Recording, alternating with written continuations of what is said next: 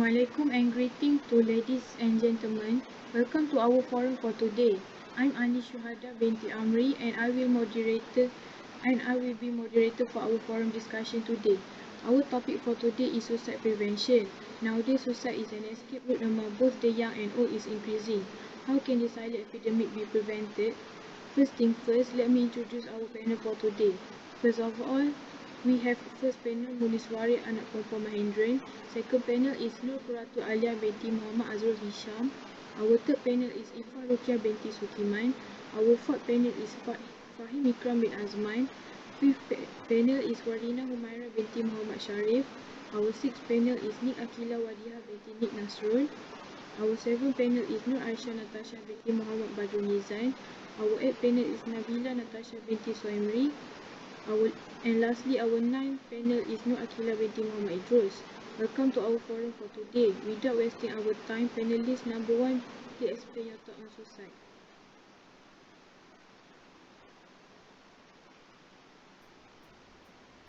Thank you very much, moderator. To commence with, suicide is an action that causes an individual to commit in order to end their own life. In the simplest way, it means a way to escape from endless pain and suffering. Suicide is becoming increasingly common among people who suffer from mental illnesses. They become hopeless due to lack of resources they receive that will help them overcome problems, which is why it leads to developing suicidal thoughts and later on committing suicide.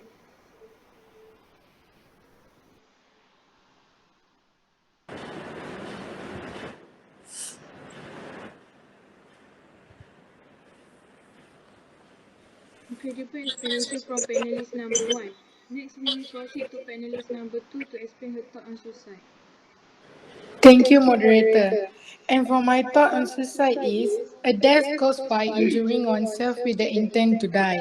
A suicide attempt is when someone harms themselves with an intent to end their life, but they do not die as a result of their actions. Furthermore, many factors can increase the risk for suicide or protect against it. Suicide is connected to other forms of injury and violence. For example, people who have experienced violence, including child abuse, bullying, or sexual violence, have a higher suicide risk. Being connected to family and community support and having easy access to healthcare can decrease suicidal thought and behaviors. That's it. Thank you from our panelist number three. Next panelist number three, can you explain about your thought as well on what is the cause of people who thought of suicide? Thank you, moderator. Let me start with my standpoint. This is an important topic that is affecting suicide attempts cause serious emotional, physical, and economic impacts. People, either young or old, who attempt suicide and survive may experience serious injuries that can have long-term effects on their health. They may also be depressed or have other mental health issues. Many factors can increase the risk for suicide or protest against it. For example, people who have experienced violence, including bullying, or have higher suicide risk in another person. Friends, loved ones, and the community are all affected by suicide attempts. When someone dies by suicide, their loved ones may feel shock, anger, guilt, sadness, or anxiety symptoms, and even suicidal thoughts. What an amazing explanation from you. Next panelist number four, as a media reporter, can you share what media will write when there is a report about suicide cases? Thank you, moderator. Responsible media report when it comes to suicide case. It is important that the suicide incident is not described in detail, especially regarding the method as the sanction and the display of picture to prevent others from following the method. Thank you for the explanation. Panel number five, can you share what are suicide warning signs? Suicide warning signs are the first indication that person is a high risk of committing suicide, having the serious thought about the ending his life or her life, or planning to do so. Suicide attempt sadness, suicide ideation, or ODD change in the personality or behavior. Increasing drug use and big life change are the most important warning indicator. Furthermore, often talking about the suicide, frequent sobbing, giving away, purses, possession to others, saying goodbye to the family and friends, and the frequent grumbling about life and some of the warning signal discovered by several research. These indicators are also known as worrisome signal, and they should be discovered as soon as possible to approve action may be done to save the person's life. Can you share your thought on how can we prevent suicide from happening?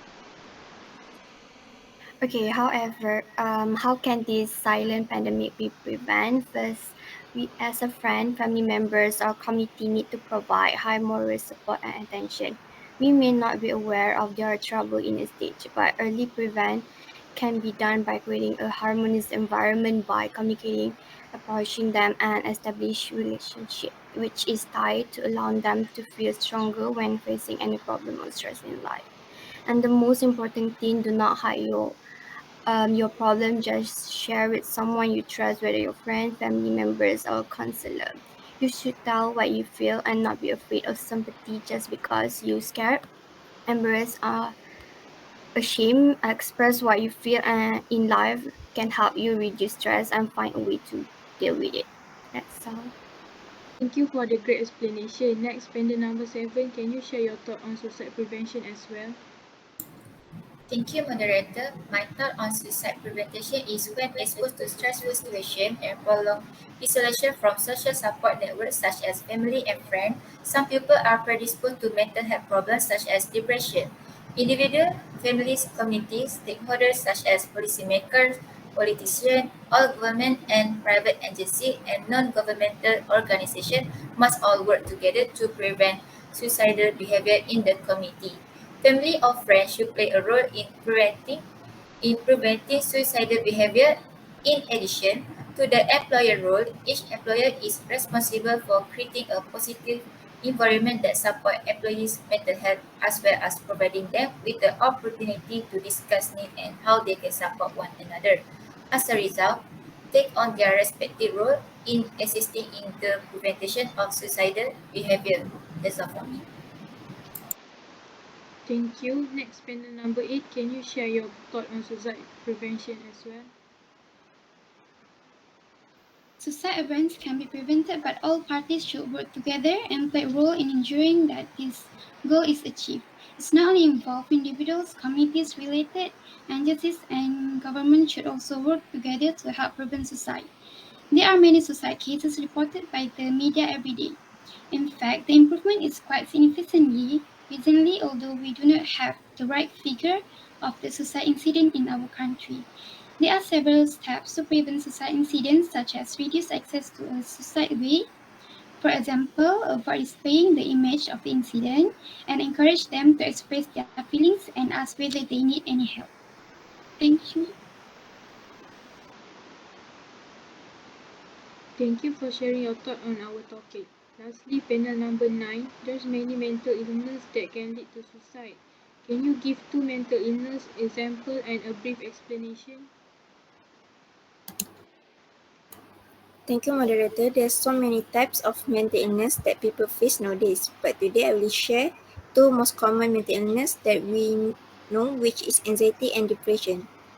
Firstly, experiencing anxiety is a normal part of life. However, people with anxiety disorder frequently worry and fear about everyday situations.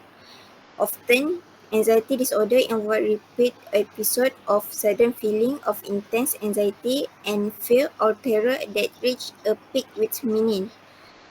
Common anxiety signs and symptoms include feeling nervous, sweating, and having trouble to sleep.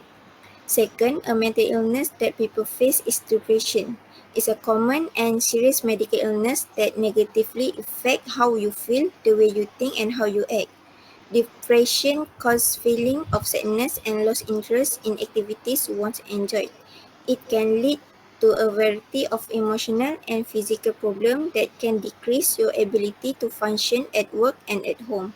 Depression symptoms can include feeling sad, loss of interest, and lose weight. Thank you. Thank you for the information. Before we end our forum for today, I would like to make a conclusion for today's forum.